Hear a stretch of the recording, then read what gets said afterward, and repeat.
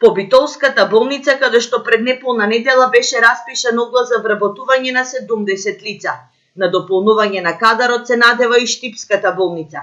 Раководството се уште чека одобрение за вработување на над 100 лекари, медицински сестри и технички персонал. Ние се уште немаме добиено одобрение, имаме барање за преку 100 вработувања од сите профили кои што, за жал, ни и те како требаат во болницата, почнувајќи од доктори, завршувајќи со средниот и со нижиот персонал. Се уште го немаме добиено одобрението, се надеваме дека многу скоро и ние ќе го добиеме и ќе можеме ни да распишеме конкурс како би го решили овој хроничен проблем со недостаток на кадар. Недостатокот од кадар е огромен.